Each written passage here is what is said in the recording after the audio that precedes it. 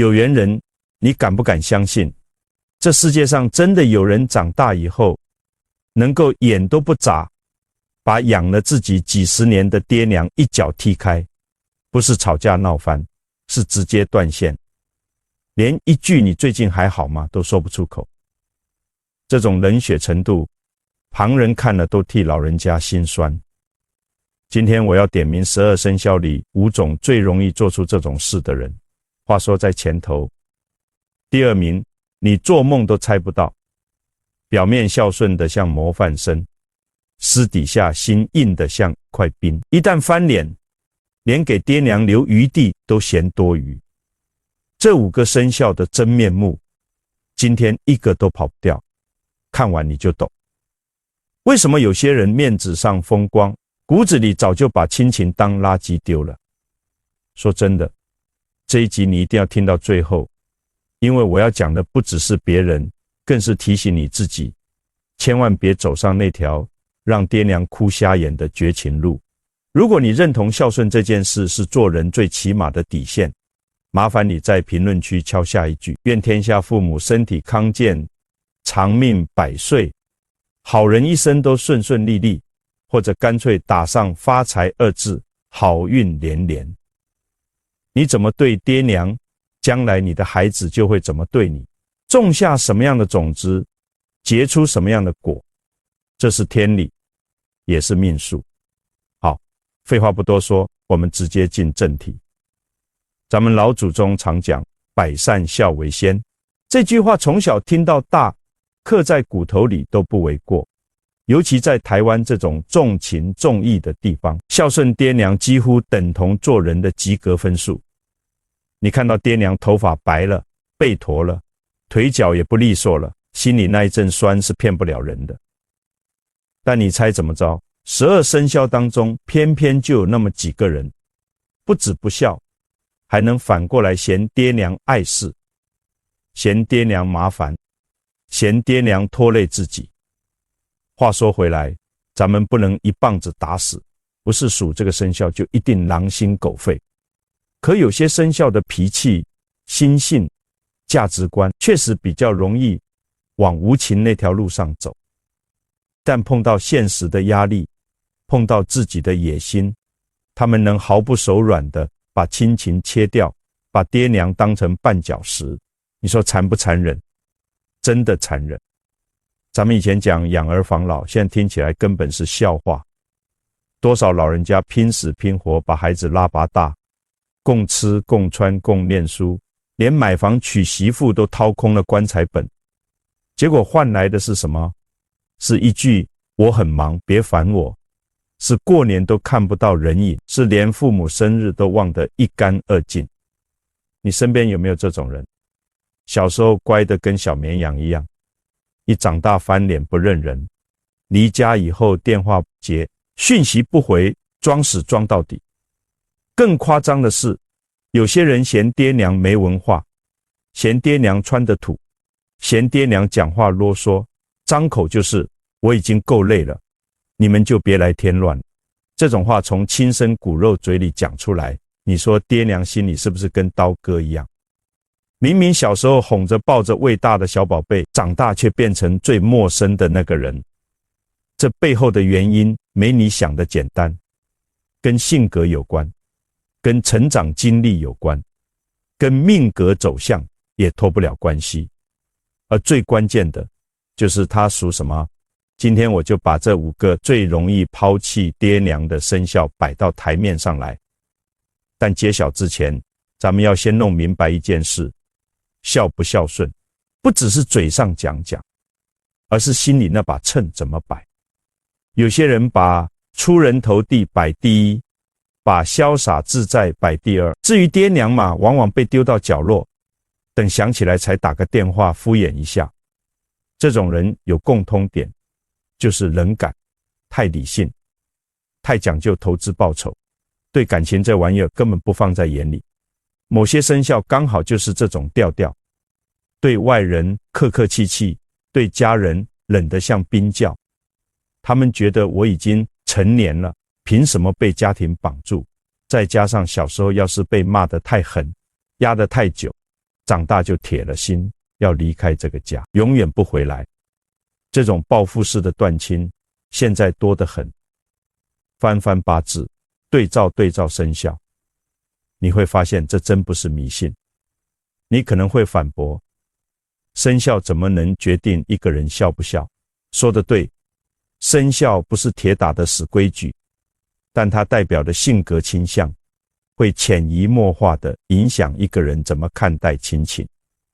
有些生肖讲义气讲到骨子里，家里有事二话不说扛起来，但有些生肖偏偏心思细，记性好，把过去的委屈翻来覆去的嚼，越嚼越苦，最后干脆刀两断。这种人小时候要是跟爹娘没培养出深厚感情，长大基本就回不了头。还有一种更阴的，表面装的孝顺听话，骨子里现实的吓人。需要爹娘出钱买房的时候笑脸盈盈，缺头期款的时候嘘寒问暖，等钱拿到手立马人间蒸发，这种选择性孝顺比直接冷血还让人心寒。因为你永远搞不清楚他哪一句是真心的，哪一句是套话。这种戏码刚好就常发生在某几个生肖身上，我等一下慢慢讲，配上真实的故事，你听完就懂他们是怎么对爹娘下狠手。讲不定听到一半，你脑子里突然蹦出某个亲戚、某个朋友，甚至是你自己，原来就是其中一员。我先把丑话说在前头，不是属这几个生肖的人都会变坏，关键看你愿不愿意醒过来。命是死，人是活的，哪怕你命里跟爹娘缘分薄，只要你愿意补，愿意修，照样能转过来。最怕的是那种天生就冷又不肯反省的那种人，才是真正可怕。还有一种情况你要特别留意，很多人是结了婚以后才变质的。本来是顾家的好儿子，娶了一个跟婆家不对盘的老婆，从此跟爹娘越走越远。老婆一句话，他立刻站到爹娘对立面，让两位老人家颜面扫地，孤孤单单过完后半辈子。这种事多吗？多到数不完。这种人也常常集中在某几个生肖里，他们性格软，没主见，怕冲突，索性把爹娘一脚踢开，自己关起门来过小日子。听到这儿，你脑子里是不是已经开始点名了？是不是想起几个嫌爹娘烦，连过年都不回家，电话死活不接的人？别急，咱们这就掀开盖子，先讲第5名。这位一出场，很多人会摇头说不可能，他不是最热情、最讲义气的吗？没错，但他对外人有多热络，对家里就有多冷淡。他就是属马的。属马的人在12生肖里，给人的印象一向是阳光、活泼、冲劲十足。他们就像一匹脱缰的野马，自由是他们的命根子，束缚是他们的天敌。一旦认准目标，不管不顾就往前冲。朋友圈里他们是焦点，职场上他们是干将，3天2头就升一个台阶，从不让自己停下来。听起来很优秀，对吧？问题就出在这。属马的人最在乎的就是自由2个字，他们对家庭责任的理解常常出偏差，把它当成无形的牢笼。尤其爹娘老了，需要孩子多花点心思照顾的时候，他们脑子里第一个冒出来的念头不是心疼，而是麻烦，是压力，是这下我的计划要被打乱。当然不是每个属马的人都这样，但这是他们最常见的毛病。我跟你讲一个真事，有个属马的男人，年轻时候他爸妈在夜市摆小吃摊，省吃俭用把他送进大学，后来又咬牙凑钱让他出国深造。这小子毕业后混进科技业，娶了个事业心很强的老婆，两口子常年飘在国外打拼。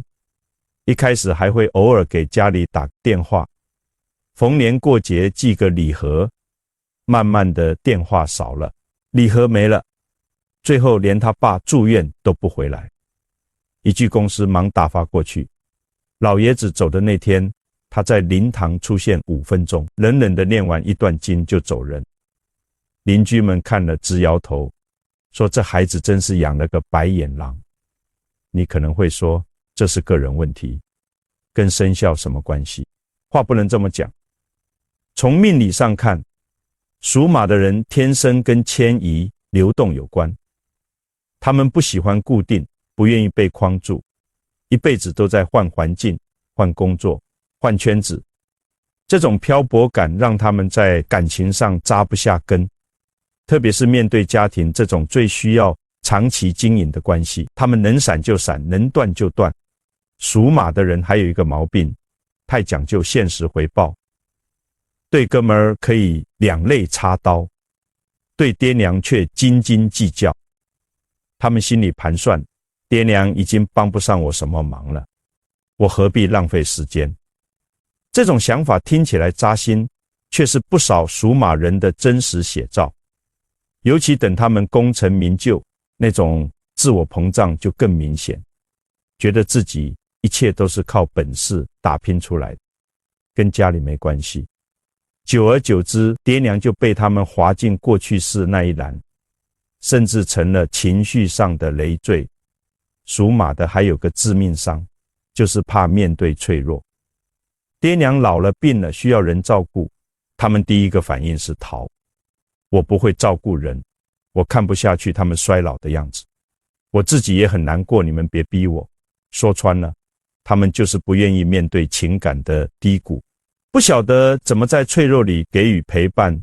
这种心理上的躲避，让他们更容易变成告而别的逃家者。那属马的人就没救吗？当然不是，他们心里不是没爱，只是表达不出来。等他们年纪再长一些，经历的事多了，有时候会突然醒悟，原来我一直在逃的，正是最该好好珍惜的东西。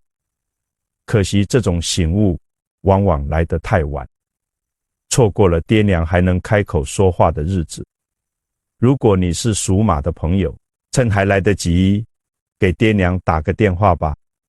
再潇洒的人生，错过爹娘都是一辈子的遗憾。接下来要讲的第4名，比属马还让人发凉。他们不冲动，不叛逆，是那种慢慢抽身、不动声色的类型。表面上和和气气，平日里维持着一团和气，让人觉得这孩子真懂事，真孝顺。可一旦有机会，他们就悄悄离开，把爹娘当成一种无声的负担，慢慢的从情感里撤退，最后跟陌生人没什么两样。这个让人后背发凉的生肖就是属蛇。属蛇的人在12生肖里是公认的精明、有心机、擅长盘算的一群。他们藏得住情绪，轻易露底，对外界的风吹草动比谁都敏感。他们能在人前笑得温文尔雅，转过身冷得像39寒冬。如果你不了解他们，多半会以为他们顾家又贴心，但他们的感情藏得深，不是没有爱，是爱得有分寸，甚至带着算计。属蛇的人在事业上往往出类拔萃，有谋略，能坚持，目标明确。可正因为太理性，他们在亲情这一块就显得特别冷静。一旦发现亲情没办法带来实质好处，爹娘对我的人生加不了分，他们就会一步步后退，悄悄地把联系切断。这种冷处理比当面吵架还要伤人。属蛇的人很少跟爹娘正面冲突，他们不是会摔门大吵的那一型，表面功夫做得漂亮，过年回家红包照包，甚至带爹娘出国玩一趟。可一转身，他们心里早就砌起一堵墙，看着和睦，实际疏远；看着体贴，实际算账。这是他们最厉害的保护色，也最容易让爹娘看走眼。属蛇的人为什么会这样？第一是他们天生敏感，记仇能力一流，小时候要是受过爹娘的公平对待，被骂被忽视，他们不会当场翻脸，但全部记在心里。等长大了，就用冷处理来还击。他们不翻旧账，但永远不会忘。他们用沉默来表达不满，用慢慢疏远来找回平衡。第二是他们太看重人生布局。属蛇的人生讲究秩序，讲究掌控感。爹娘一旦因为衰老、生病、情绪依赖，打乱他们原本的节奏，他们立刻焦虑。为了让自己回到舒适区，他们就会想办法把爹娘隔开，不让爹娘的存在干扰到自己的生活。听起来是不是很无情？可这就是属蛇人的自我保护机制。我有个朋友跟我聊过，他哥就是属蛇的，从小成绩好，是家里的骄傲。爹娘把所有资源都倾在他身上，结果成家立业以后，越来越少回家。一开始说工作忙，后来说要顾小孩功课，再后来连他妈住院，他都只是甩一笔钱过来，人影都没有。他说我哥不是坏人，只是在他的世界里，爹娘从来不在重要的位置。他做的一切像是在还人情债，不是出于真心。属蛇的人特别会伪装感情，他们不会拥抱爹娘，不擅长说我爱你。有些人一辈子都说不出爹妈我爱你这5个字，他们觉得这话太肉麻，太脆弱，没必要。他们爱的冷静，爱的理智。可这种理智一旦演变成情感抽离，就慢慢走向不孝那条边。他们不是主动不孝，是被动不孝。他们不会去害爹娘，但也不会为爹娘牺牲自己。最常见的情况就是爹娘想他们搬回来一起住，他们各种理由推掉。爹娘想请看护，他们只肯出最低的钱。爹娘想他们了，他们一句我在忙就打发过去。表面上他们没说什么不孝的话，但行为已经把答案写得清清楚楚。属蛇的人也会良心不安，但他们最怕被情感勒索。最反感的就是你是我儿子，你就该怎么做这种话。听这种话，他们就觉得被道德绑架，宁可保持距离，也不愿意失去主动权。属蛇的人不是没救，等他们自己当了爹娘，或者经历过人生低谷，慢慢会懂什么叫血浓于水。只是这转变来得太慢，很多人要等到40岁以后才肯回头修补跟爹娘的关系。可那时候很多东西已经无法挽回了。如果你家里有属蛇的亲人，主动一点，多沟通，多体谅，也许还能融化那堵墙。再硬的心也敌不过一句真心实意的关怀。再来是第3名，这个生肖说真的让人又心疼又无奈。他们不是冷血的人，相反，他们的感情比一般人还浓烈，对家人对爹娘心里都有一份牵挂。问题是他们太感性，一旦觉得自己受了委屈，被误会，就能瞬间从爱转成怨，从亲转成仇，情绪一爆就直接断联消失，像一场孤单又激烈的反抗。他们就是属羊的。听到这你可能愣住，属羊的不是温柔善良不惹事吗？没错，但正是这种柔最容易压出敏感和情绪炸弹。属羊的人内心非常细腻，特别在意别人的看法，需要被理解、被尊重、被肯定。这些需求要是长期得不到满足，特别是从最亲的家人这里得不到，他们就会陷进一种深深的失落，最后变成对这个家彻底死心。属羊的孩子从小就比较听话懂事，情绪藏得深，怕冲突，不会发火，受了委屈就默默吞下去。可这种长期压抑不代表没情绪，而是一点一滴在心里堆到某天爆出来。那一刻，他们可能直接搬出去，从此断了联系，甚至公开指责爹娘，这种事不常见。可一旦发生，撕裂的彻底，几乎无法修复。属羊的人还有一个特点，就是看重情绪平衡。他们不是用脑子分析关系的人，他们靠感觉、靠心情来判断这段关系值不值得维持。一旦他们觉得爹娘偏心、冷淡、不支持，心里就打了一个结。这个结要是没及时解开，就会越长越大，最后把整段关系勒断。我跟你讲一个例子，有个属羊的女生，家里排行老二，从小默默念书，成绩稳定，很少给家里添麻烦。她哥比较调皮，爹娘的注意力全在哥哥身上。她嘴上不说，心里在意的要命，觉得自己是不被爱的那一个。长大以后，她事业蒸蒸日上，可她发现爹娘还是偏向哥哥，连财产分配都偏。她没哭没闹，从那以后就搬出去了，几乎不回家，连他妈生日也只是简单转个红包。别人问他怎么这么绝情，他只淡淡说了一句：我累了。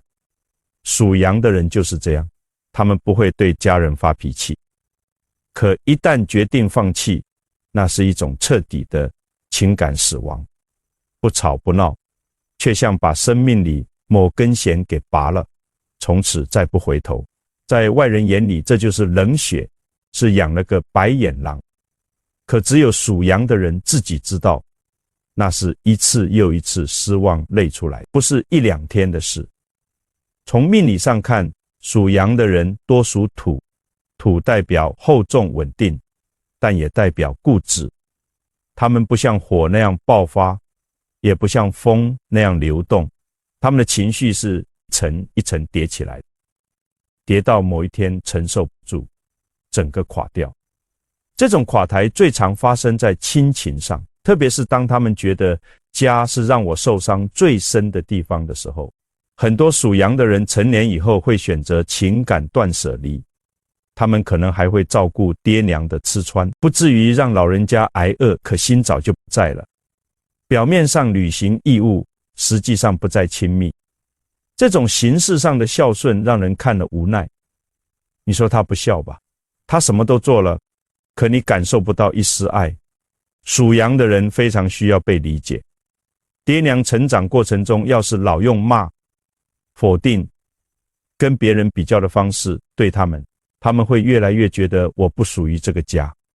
这种感觉一旦扎根，就成了他们日后断亲的导火线。很多属羊的孩子心里其实渴望爹娘一句肯定，一声鼓励，可偏偏听到的是别人家孩子比你强，这一句就够他们记一辈子。属羊的人决定切断亲情时，往往已经在心里演练过无数次。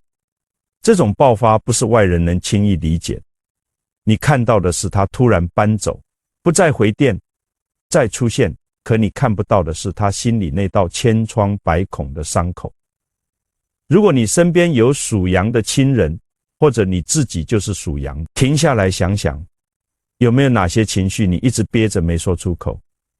亲情不是比赛，没有谁对谁错，只有愿不愿意互相靠近。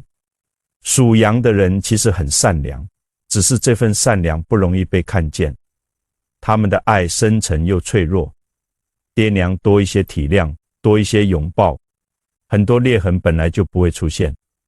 属羊的人也试着走出来看看，会发现家人不是故意伤你，只是不会表达。好，到了今天这一集的最高潮，我要揭晓那个标题里点名的第二名。这一位翻脸比翻书还快，一绝情就六亲不认，看了让人牙痒痒。明明小时候是个孝顺懂事的乖孩子，长大某一刻突然变得冷得像铁，亲生爹娘也能说断就断，干脆得让你怀疑这世上还有没有良心。没错，冲上第二名宝座的就是属虎。先别急着否认，很多人听属虎，第一反应是属虎不是最有担当吗？不是最讲义气吗？没错，属虎的人在大多数人眼里勇敢、有魄力、敢扛事，他们做事有担当，做人有骨气，不扭扭捏捏。可属虎的可怕之处，就藏在那颗倔到极点认定就不回头的心里。他们不是不孝，是一旦他们认定你不值得，哪怕你是亲爹亲妈，他们也能毫不留情地抽身，说断就断，连招呼都懒得打。在他们眼里，你已经不配再当我生命的一部分。属虎的人在亲情里最忌讳的就是失望，他们讲感觉，讲尊重，要是从小被否定、被压制、被瞧不起，那股怨气会深深埋在心底。等到他们事业有成，地位起来，羽翼丰满那天，怨气一次性爆发，开始跟家里算总账。他们冷冷地说，当年你们不是最看不起我吗？现在干嘛来求我？那种语气，那种眼神，让人记一辈子。属虎的人还有报复心。别看他们外表正气凛然，心里其实藏着一把火，对那些伤过他们的人，哪怕是爹娘，也不会轻易原谅。他们会说，我不是不孝，是当年你们没把我当儿子女儿对待。于是他们用报复性的冷漠，报复性的断联，连爹娘住院摔倒，孤单流泪，他们都能装作没看见。这种行为听了让人发火，可在属虎的逻辑里，这叫刚刚好。属虎的人个性强势，控制欲也强，他们不喜欢被人干涉。小时候要是碰上管太严的爹娘，长大反弹的厉害，他们打着我要活出自己的旗号，把家人通通拒之门外。他们说我受够你们了，现在轮到我做主。爹娘想找他回家，他关机；爹娘想道歉，他封锁。爹娘出事了，他甩一句叫救护车，别来烦我。你说狠不狠？可在他们心里，这叫公平。属虎的人讲对等，你当年怎么对我，我现在就怎么还回去。他们不是不记得亲情，是觉得自己已经尽过力了，不想再被勒索。他们最反感你是我儿子，你就该怎么做这种话。你越用情绪逼他们，他们跑得越快，甚至一气之下把所有亲戚拉黑。从命理上讲，属虎的人属木，木主生发，也代表张力。他们冲劲大，反抗力强，是典型的不认命、不吃亏、不低头。这种性格在好的环境里能成大器，可要是从小被压、被边缘化，反扑起来也吓死人。他们不像属羊那样细腻脆弱，也不像属蛇那样沉着冷静。他们是爆发型断亲，来得猛，狠得绝，没有回旋余地。曾经有个属虎的网友写过他的亲身经历，他从小生在重男轻女的家，爹娘只疼哥哥，对他非打即骂，哪怕他成绩再好，也只换来一句过是个女孩，不值钱。后来他靠自己考上医学系，又出国深造，成了小有名气的医生。某年他爸得了癌症住院，他哥拿不出钱，爹娘才转头来求他。他冷冷一句，你们不是只要儿子吗？那就让儿子扛吧。这是在亲戚间传开，对人骂他无情，他不为所动，只说我已经不欠他们了。听完是不是五味杂陈？你可能觉得他太狠，可你也能体会他的痛。属虎的人就是这样，不怕被误会，不怕被骂，只求对得起自己。你想让他们原谅爹娘也不是不行，但你得先低头认错，而且要真心。他们硬碰硬，你越强他们越倔，你一低头他们才肯松口。属虎的人还有个毛病，就是极端。他们不维持那种凑合的亲子关系，要么热络如火，要么断得干净，老死不相往来。这种性格让他们在亲情里不是太黏，就是太冷。如果小时候跟爹娘感情好，他们一辈子都孝顺。要是疏离压迫的家庭，多半就走上断亲那条路。属虎的人有救吗？有，但前提是他们愿意重新理解亲情，不是对等交换，是一种缘分。可他们最难的就是低头，他们觉得低头就是输。亲情里要是双方都不肯放下身段，就只能眼睁睁看着关系崩塌。属虎的朋友，趁还有机会，趁双方都冷静，好好谈一谈。一旦争断了，回头路都不留。接完属虎，咱们终于要讲第一名了。这一位是所有人最想不到的，他不爆发，不复仇，是那种理性到极点，现实到骨子里的代表。他不骂你，不闹你，只是默默地把你从生命里删掉，干净的像你从没存在过。这种冷漠不带情绪却足以杀人，这才是真正让人后背发凉的抛弃方式。第一名毫无悬念，就是属鸡的。一听属鸡，很多人又疑惑，属鸡的不是精明爱干净，做事有条理吗？讲话快，动作快，脑筋也快，凡事讲规划，讲效率，怎么这些优点也成了抛弃爹娘的理由？答案就是，正因为他们太会算计利弊，才可能是最无情的那一个。属鸡的人在12生肖里是少数能把理性发挥到极致的人，他们处理人际关系一向干净利落，做任何事之前先在脑子里盘算值不值得，有没有必要，会不会影响自己。一旦答案是负面的，那就咔嚓一刀切下去，没有情绪，没有愧疚，连解释都懒得多说一句。他们的感情世界就像一个筛子，只留下有用的，其他全部清零。在他们眼里，亲情要是不能带来温暖，不能带来支持，那就是个累赘。爹娘要是只剩情绪勒索，不停索取，他们就开始在心里慢慢关门，最后连门框都拆掉。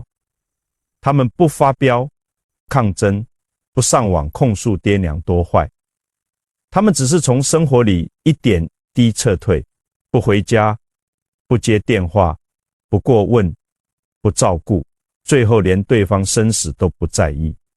这种无声的断亲，比起摔门怒吼，更让人心痛到骨子里。属鸡的人从小就精打细算，重视效率、成果、面子，在他们的世界里，回报率是衡量关系的唯一标准。他们要是在跟爹娘的相处中长期被骂、被压、被勒索，就会默默下决定，以后不要再把时间浪费在这上面。说难听点，他们是最容易把爹娘当成负资产的那群人。听起来很冷血，对不对？可在他们看来，这只是自我管理。他们会说，我的时间、情绪、生活我自己掌控，不是因为你是我爹妈，我就得被你绑住。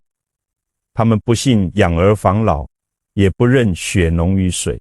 在他们心里，责任可以履行，但感情不一定要有。有些属鸡的人甚至发展出一种表面化的孝顺，该给的钱照给，该请的看护照请，该办的生日宴照办。可这些只是为了堵住别人的嘴，避免被骂。你以为他孝顺，其实那只是他的形象管理，真正的情感连结早就关了。对他来讲，这一切只是仪式，做完就好，多一分情绪都不愿意付出。我跟你讲一个故事，有个属鸡的男人，事业做得风生水起，年薪1000万，朋友圈里都说他是人生赢家。他爸妈年轻时摆小摊供他读书，没什么文化，可也尽了全力。这小子大学毕业以后几乎没回过家，连婚礼都没请爹娘，理由是场面不适合你们。后来他妈中风，他爸跪着求他回来看一眼，他也只是请了个看护，自己人影都没出现。他跟朋友说，我出钱请人照顾，已经尽孝了，我不欠他们。是不是听了鼻头都酸了？有人骂他没良心，他理直气壮回一句，我有我的生活，不需要因为他们感到愧疚。他们选择当爹妈，我没选择当他们的孩子。属鸡的人讲究独立，他们不觉得自己该对谁负责，该做的事情他们会做，但只做到及格线，绝不多给一分情绪。他们擅长切割情感，能把血缘和感情拆开来管理。这种感情理工化是他们最厉害也最冷酷的一面。当然，不是每个属鸡的人都这样，也有不少属鸡的人对爹娘体贴入微，愿意付出。这种人多半是从小就被理解、被欣赏、被肯定，亲子关系打得稳。要是从小就在责骂、比较、压抑里长大基本就走上理性逃避、情感断裂那条路，成为表面无波、内心早已割席的人。从命理上看，属鸡属金，金主收敛，主决断，主切割，他们做事干净利落，不喜欢拖泥带水。这种性格落到亲情上，就变成冷感绝情，快刀斩乱麻。他们不怕被骂，只怕浪费人生。他们不愿背别人的情绪，也不愿为过去赎罪。他们说，我不是坏人，但你们不是我人生的优先选项。属鸡的冷血不是杀气腾腾，是理性冰冷。他们不会在你面前翻脸，但你某天突然发现他已经不见。这种消失比刀光剑影更让人手足无措。如果你身边有属鸡的亲人，想要维系这份感情，最重要的是尊重他们的边界，别用情绪逼他们，别用传统孝道压他们，那只会让他们跑得更快。与其哀求，不如理性沟通；与其指责他们不孝，不如理解他们怕情绪被消费。他们要的不是依赖，是互相理解的独立关系。属鸡的人内心也渴望温暖，只是太怕被控制，宁可保持距离。你能用同理走进他们的世界，也许他们会重新去想，亲情不只是义务，也是值得珍惜的东西。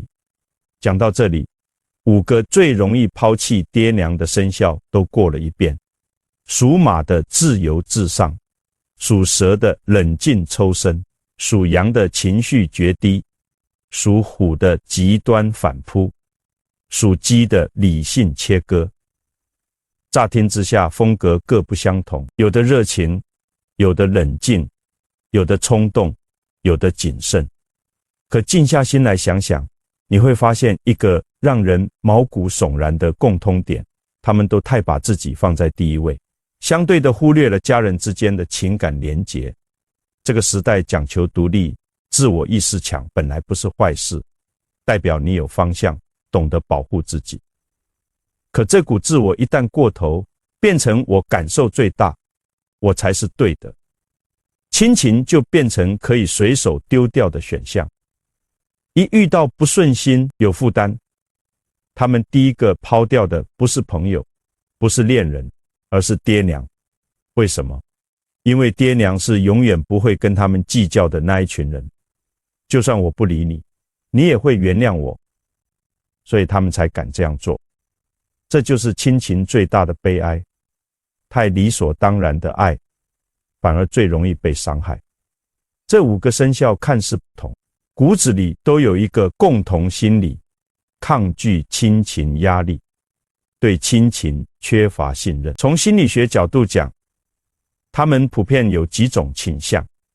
第一是自我防御特别强，不让别人走进感情核心，哪怕是爹娘，只要他们觉得不被理解，立刻拉开距离，冷漠疏远，甚至说狠话让人靠不近。第二是情绪处理不成熟，像属羊属马这种感性的，遇事沟通选逃避，不谈判选断线，没能力承接爹娘的情绪，也不愿处理家庭里复杂的恩怨，干脆切掉了事。第三是现实考量过重，属鸡属蛇属于理智过头那一型，把孝顺当选项不当义务，问的是值不值得，有没有效益，结论不利就不投入。这种人最可怕，不吵不闹，安静的远离。第四是受过的伤没被治愈，属虎属羊尤其明显，童年被忽视被否定的伤口不会消失，只会发酵，长大后用冷漠当盾牌。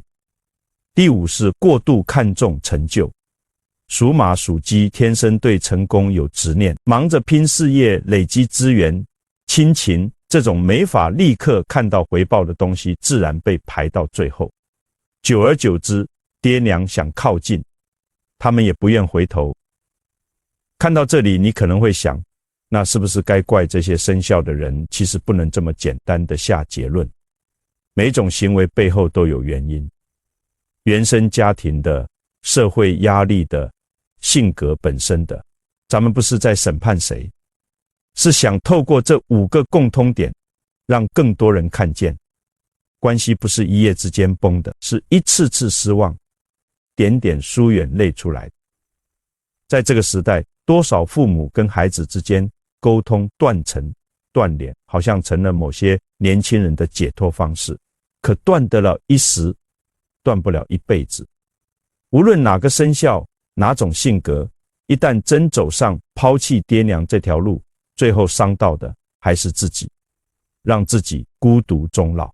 今天点出这5个生肖，不是贴标签，是提醒。如果你刚好属这5个之一，要特别小心，别把爹娘当成可以割舍的人际关系。有些话当年听着刺耳，回头看是为你好；有些行为当下觉得碍事，事后才知道，那是他们尽全力参与你人生的方式。等你年纪大了，心境转了，你会开始怀念那个天天唠叨你的人，那个3不5时打电话来问你吃饭没的人。那时候你才懂，亲情有时是一种迟来的领悟。如果你是父母，也得明白，这5个生肖的孩子不是没有爱，是不知道怎么表达爱。他们的孝顺不是传统那种百依百顺，他们要空间，要尊重，要平等的对话。你越逼他们越逃，你越情绪化他们越冷。换个方式靠近他们，用信任替代指责，用倾听代替命令，亲情的火苗也许还能重新点起来。也许你在属马人的冷漠里看见了自己的兄弟姐妹，也许你在属蛇的抽身里想起了那个多年没联络的孩子，也许你听到属羊的爆发，属虎的反击，属鸡的冷血时，心里偷偷嘀咕，这不就是我吗？我想告诉你，今天讲这一集，不是为了骂谁审判谁，是希望你听完之后，能在这冰冷的人性里找到一点温度，找到一点觉悟。说到底，抛弃爹娘这个词太重。我们也明白，现代人节奏快，压力大，每个人都有不得已。可如果咱们能慢下来想一想，爹娘是不是真的成了我们生命里的麻烦？是不是我们太把他们放在待办清单的最后一项？是不是我们一句不耐烦，一次冷处理，让他们在深夜偷偷哭过？这5个生肖的行为值得警惕。可更值得我们看见的是背后那个真正的盲点，是我们对亲情的漠视。在台湾这个社会，孝顺不只是文化，是骨子里的一份责任。可惜我们越走越快，越走越远，亲情变成手机里的早安图，变成群组里的有空再说。等你停下来回头，才发现爹娘已经老了，他们坐在沙发上等你，厨房里还煮着你小时候最爱喝的汤。可他们等不到你回家的脚步声。你也许会说，我不是不孝，我只是没空。可对爹娘来讲，他们等的不是你做大事，他们等的只是一句问候，一个眼神，一顿饭。所谓的抛弃，不一定要亲口说我不要你们了，而是你一次次的不出现，不回应，不关心，那个慢慢消失的你，才是最让爹娘心寒的存在。身为孩子的我们，要有勇气问问自己，我是不是把所有时间都给了工作，给了朋友，给了另一半，独独忘了给爹娘点点陪伴。别等到有一天连他们的电话都拨不通，你才在临前痛哭，那时候说什么早知道都救不回来。如果你刚好属马、属蛇、属羊、属虎、属鸡，请你记得，你不是注定无情，不是命里就该抛弃爹娘，你只是比别人更容易因为性格而忽略这段关系。可你也有能力修正，有能力疗愈，有能力把那条本该存在的亲情连结找回来。